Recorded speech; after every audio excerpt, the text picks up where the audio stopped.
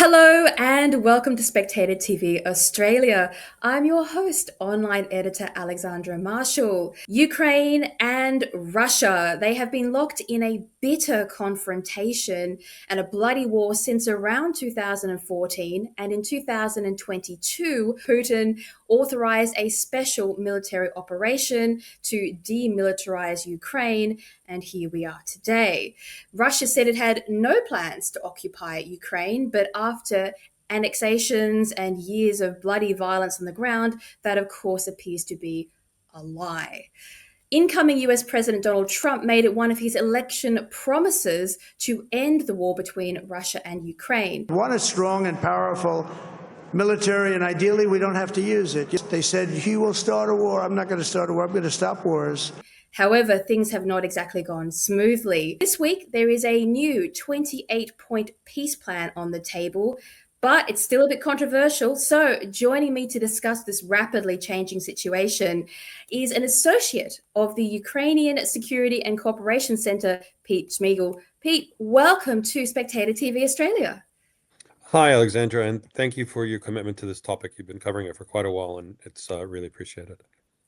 It's actually a really interesting topic because most topics in conservative media are divided straight down the line. So conservatives are on one side and the left are on the other. Ukraine and Russia is not one of those topics. No.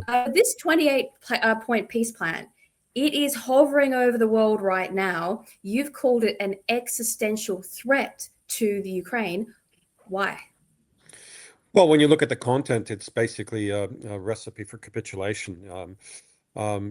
Somebody wisely had AI take a look at the plan itself, and it revealed that the syntax was taken directly from Russian. It was written by Kremlin representatives and then endorsed by Steve Witkoff. And, what's Witkoff's qualification? He was a property developer and real estate mogul in New York City, somebody who's not really a statesman, somebody who's an amateur at this, and has basically been roped in by the Kremlin for a plan that sees things like Ukraine must give away territory, Ukraine must have its armed forces, Ukraine is not allowed to join NATO, Ukraine can't expect any money in reparation for the vast damage done to its territory, and the list goes on. It's basically a unilateral set of promises to be granted to Russia. So, it's hardly a peace proposal. It's a proposal for Russia gaining everything that it wants and at Ukraine's expense.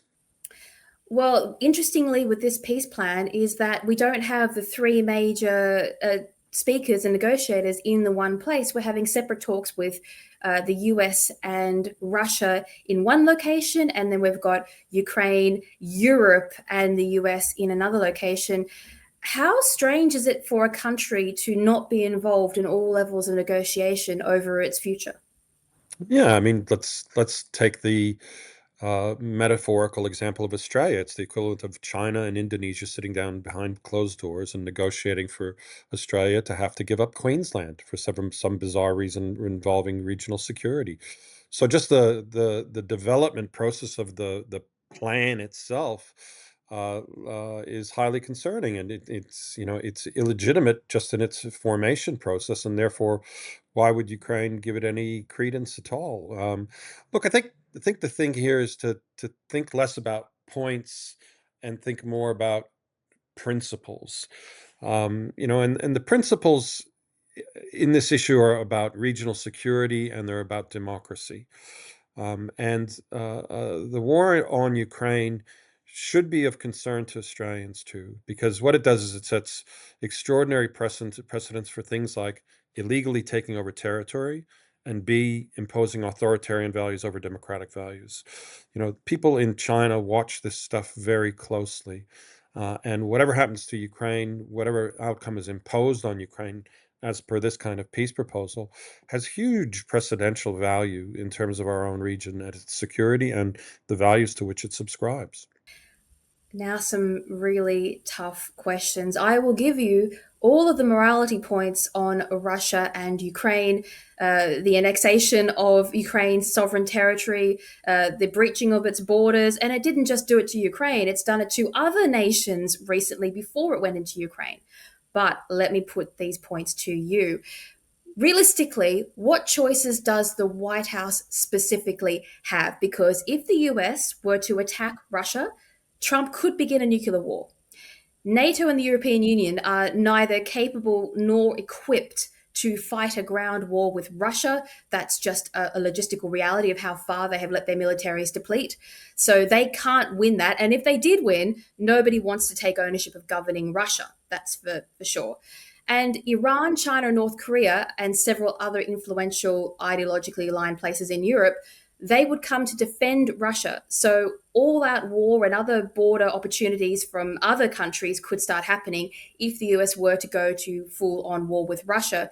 So what can Trump do except attempt to do these negotiations with Putin? Okay. Well, there's a lot there that you've nominated, and there's a central assumption behind it all, and behind all those folks who put views similar to the ones that you've put to me now, and that assumption is that Russia is a great power. That assumption is that Russia has, somehow a vast, undefeatable military, that Russia has a nuclear capability that it's willing to deploy at any time, that Russia should be treated as an equal in the geopolitical stakes of the world. And I would argue that that assumption is highly flawed. Russia has won only one war since since the Russo-Japanese War, and that is World War II, where the United States basically fully backed it to win. Russia's economy has shrunk from the time of the Soviet Union from about being ninth in the world to being lower than 20th in the world. Um, Russia, as an internal state right now, has an interest rate of over 20%. Its oil reserves, as a result of this war, have been depleted by about 38 to 40%. Um, we're not talking about a superpower. We're hardly talking about a middle power. And it is actually poised on economic collapse. And when it comes to the military issue, why would the West be so afraid of a country that hasn't succeeded in taking over more than the size of Launceston in the last year in Ukraine? So let's step back from this kind of fear-based notion that we have to somehow accommodate or appease Russia because it is all powerful. It is anything but. This just occurred to me. I hadn't planned on asking you this, but listening to you discuss that, China's Belt and Road project with Russia and the rest of the world is very interesting because Russia moved much closer to China's sphere of influence with the establishment of pipelines and the acquisition of the Second World War deep water ports and other critical geopolitical locations. But thinking about it now, that would also make Russia particularly vulnerable to China's influence because many of its infrastructure points now, which it requires for war, now are either owned or operate or run through parts of China or China owned territories in the Middle East. So we know that when Trump attacked Iran, that weakened Russia. We know that when the Syrian regime fell, that weakened Russia. There's a lot of things that have been weakening Russia's influence lately. But when we think about China, how much do you think that plays into Trump's negotiation there with Putin? Would he be stressing to Putin, the West, you can trust the West, but you can't trust an expansionist communist on your doorstep? Yeah, it's a really good point, Alexandra. I mean, the truth of the matter is that the Russian economy has become an absolute vassal state to China over the course of the last 4 years of war. As Russia has been subject to sanctions, as Russia has become isolated in the world, it's only China that's bailing the Russians out, essentially, whether it's through the purchase of highly subsidized fuel to the sale of a lot of military equipment that Russia can no longer produce. So the truth of the matter is, who can end this war? China could end this war tomorrow. It could end it by basically cutting off the economic lifeline to Russia. So I think your related point about Trump seeing the Chinese dynamic of the Russo-Ukrainian war as an interesting one and one that he can basically use and exploit in the context of negotiations. I think that's absolutely, you're onto something very, very strong there. Why would Russia want to continue as a vassal state? It wouldn't ultimately. It also relies on its sovereignty and its own sort of right to be. So yeah, I think that a wise negotiator like Trump sees himself as being would certainly want to be playing the China card with the Russians too. Well, Trump is having discussions with China next week, I believe. But interestingly, Russia went all the way up to the line with China to tip the world currency away from the US, and then it walked it back, which suggests to me that it doesn't really want a world run by Beijing. It would be more risky than a world run by the US, but also, you think about it, China's best friends are all extremist Islamic regimes. Now, I don't think that Russia, even though it might play with these regimes at an arm's distance, I'm not sure that Russia wants a world governed by communism and Islamicism, would they? No, I mean, if we look at Russia historically, it has imperial instincts, and certainly those imperial instincts run contrary to some of the factors and some of the trends that you named. I mean, I think this is again something that we have to think about, and that is Russia's history, right? And Russia's history is inherently imperial and inherently authoritarian. So if we basically are to end this war, we actually have to figure out the fact that Russia has to give up on some of these imperial ambitions and it has to curb some of its authoritarian instincts. How we do that, as you've nominated a couple of different scenarios, is a different story. Well, let's talk about history. Everyone knows that Ukraine was convinced to give up its nuclear weapons as part of the Budapest Agreement, and that was in 1996. That was a mistake. It was a mistake, but it's also a mistake that they cannot now backtrack from. It's happened. It's done. We can't go and hand Ukraine nuclear weapons now. So, did Russia call the world's bluff on this Budapest Agreement? 100%. The United States and the UK put up guarantees of security for Ukraine, and obviously we've seen in the last 10 years, starting from the occupation of Crimea, that those guarantees were not worth the paper they were printed on. It's a very strong example of Russia manipulating international agreements to its own advantage, and therefore it gives us even more reason to pause when we see new agreements being put on the table. For example, Russia has agreed to something like 100 separate bilateral or multilateral agreements involving Ukraine since independence in 1991. Nearly every one of those has been broken. Most recently, it's given commitments for it's been given the opportunity to commit to ceasefires on numerous occasions, and it said no to that every time. So, again, anybody going into negotiations with Russia, whether it was, Bill Clinton in 1994 in Budapest or Donald Trump currently, needs to be very cautious about rhetoric versus reality. Let me ask you another difficult question. Apologies, Pete. But let's talk about Europe. Because when you look at the various points of this peace plan, there you have written that it is rewarding Russia. And in a way, it is. But Europe is putting pressure on Donald Trump to bring this war to a close. I think sooner than Trump would like to. I don't think Trump is ready to stop his negotiations, but Europe is pretty much saying, do it now, do it now, do it now. And the reason they're doing that is the coalition of the willing, which Europe has gathered around itself, is broke. They are sending their treasuries into massive amounts of debt to try and finance defense weaponry they can't afford, can't build, and won't get on time. Nor can they mount any kind of defense themselves. They're worried that Russia will finish with Ukraine and start expanding westward toward the rest of Europe because Russia has an agenda, let's be honest. So, yes, the US could starve the Russians out of their finances. You pointed out they're more precariously based than people realize. But, I think Europe might fall and run out of money long before Russia does if Russia is being bankrolled by China, which the West also bankrolls. So it's like an infinite stream of money. So do you think some of this is about Europe's fragility and not just Ukraine?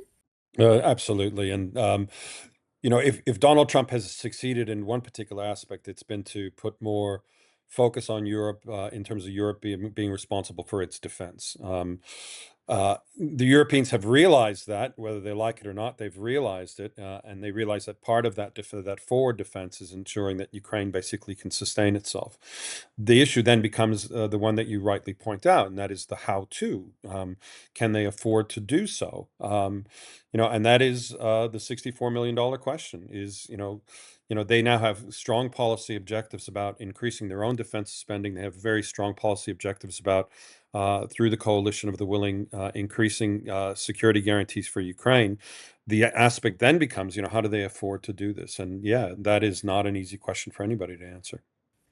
So, is this peace plan, Pete, about saving Ukraine from Russian aggression, or is it about buying time to put Russia on pause, so to speak, while so that Donald Trump can go and basically tie up some loose ends to demilitarize parts of China's expanded territories, which he has to do rapidly, to sort out more places in the Middle East and to give Europe a little bit of time to catch up? Like, is it about the rest of the world's geopolitics, or is it about Ukraine? Look, Alexandra, I'd like to think that those negotiating on behalf of Washington are that far-sighted.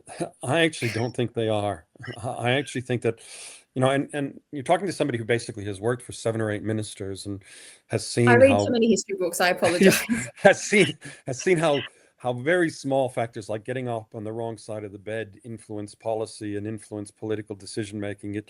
It's often very basic. And in this case, what's undeniable is that, that the United States sent off a guy who basically previously had built buildings in New York City and negotiated with unions at best to try to negotiate a peace accord. I actually think this is instead of being a series of grand gestures or of big picture policy, I just think it's really botched small picture behavior.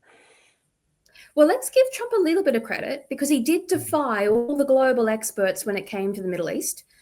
He has made achievements there that people just did not think were possible in traditional politics. And he's also made unannounced achievements in the Pacific region. So there have been subtle changes in China because of what he's been doing with tariffs and reorienting trade that are critical to stop China from expanding. So he has had some success where traditional politicians have I not. agree. Is there any cause to say, well, maybe he might actually manage to sort out Russia and Ukraine? Look, I agree that we shouldn't undersell his achievements in foreign policy, and certainly I'm not one to fall into the Trump derangement syndrome camp by any means, but we are dealing with something different here, and the thing that we're dealing with that's different is Vladimir Putin, right? And Vladimir Putin is a much more formidable opponent than Hamas, for example. And why I say that is, this is a trained KGB agent. Look, let's not forget that at his core, Vladimir Putin's entire adult existence, entire political trajectory, entire regime right now is based on hard, cold manipulation and exploitation psychologically of your opponent. And this is where I think, Trump needs to be very careful, is that, that he can't possibly fall for all the tricks of the KGB trade that Putin puts up on a daily basis. You are so right about the Middle East because those regimes, because they are fanatical, and their leaders keep dying, and their goals are basically the existential destruction of everyone, including themselves. Their goals are short-lived. Their history is on recycle. But when you've got dictators who are dictators for life, like China, but I think that Russia is even more patient than China. There's been some Chinese officials who have said some things recently, particularly about the Japanese prime minister, which I can't repeat on social media. These outbursts are not things that you would hear from Vladimir Putin. He sits there and he waits and he's playing a very long game. And what I've noticed is that most Western world leaders don't know their own history, let alone the history of the regions and the agreements that these people have. They don't understand what they are dealing with, or that Putin isn't playing a game for tomorrow. He's playing a game for the next 100 years. And is that a big problem when it comes to dealing with Russia? Yeah, well, you rightly mentioned history before, and again, sometimes when we approach these issues ahistorically, we get our analysis wrong. And not only is the guy a KGB agent, a trained KGB agent, he is a self-proclaimed imperialist. He has literally talked about fulfilling the destiny of Peter the First in terms of Russia's imperial reach. So there's that. There's that. The other aspect of his personality type that we should note is he operates like a mafia boss, where personal self-interest is the premium to everything. So you take these two things combined, imperial notions combined with mafioso mentality, you get exactly what you just said, and that is somebody who is willing to play the long-term game, willing to seek out his personal advantage all the time, etc., etc. He doesn't go for the latest ideological fad. He doesn't go for the need to grab a headline or to position in terms of global audiences. So therefore, yeah, he makes a very formidable opponent. Even though I would suggest that there's more flash there than there is reality, that there's more sizzle there than there is steak, given the parlous nature of Russian society and Russian economy. What is the best that Ukraine can hope from a peace deal? So let's say we know they can't have everything they want. It's in a realistic world. What do you think Zelenskyy would say? Yes, let's go. I'm happy with that. I really couldn't possibly say. Go on, give it a guess. Give it a guess. What do you? It's Come a on. What do you it's think he would do if he well, had to? I know that they will basically act from a position of strength. After enduring the kind of losses they have up until now, after after the country having gone through everything that they've had to go through, Zelenskyy will not be able to get away with anything that's particularly strong in terms of a compromise. The Ukrainian people would not allow it, and even though he is a few years from the next election, given martial law. The Ukrainians have a very proud and strong tradition of getting rid of leaders that they basically think are not acting in their interest. They did it in 2004. They did it again in 2014. So whatever Zelenskyy does decide to do will be scrutinized and he will be held accountable for by the Ukrainian people very much. And that very much limits options around territorial cessation. That very much limits options about whether or not they do choose to join NATO or not. Look, Alexander, what I'm basically saying is the end of this war is a long time away because the Ukrainian will to fight, at that grassroots level amongst the Ukrainian people, even though they are tired, even though they are fatigued, even though they have been traumatized, still remains very, very strong. We talk about what leaders want, but you've just mentioned the Ukrainian people. Is it wrong for people to say that Zelenskyy is leading this, or is it the people who want to push Russia back out of their borders? Is it the people who are saying, no, this is our land and we will fight? This has always been a national struggle. If you take a look at the early days of the war in 2022, Ukraine's military was highly underdeveloped. The people who actually withheld the Russian advance at Kiev, the Russian advance in Kharkiv, were volunteers. They were literally, people that I know who left their office jobs and left their jobs as public servants and teachers and taxi cab drivers and drove north of Kiev into the suburbs to fight with everything they had to hand. I did a series of interviews with men my own age, 60-year-old guys who were basically using Molotov cocktails to take on tanks in the suburbs of Kiev. That's where the war started. Sure, the military has become much more professionalized since then, but without the vast informal army of volunteers who run the supply lines, do huge fundraising, who protect and revitalize civic society on a daily basis, Ukraine would have crumbled years ago. So it is very much a people's fight as opposed to a politician's fight. Well, thank you so much for your time and for joining us here today on Spectator TV Australia. Sure, Alexander. And what you need to do is you need to come to Ukraine soon, okay? I'd love to. Thank you very much. All righty. Be well.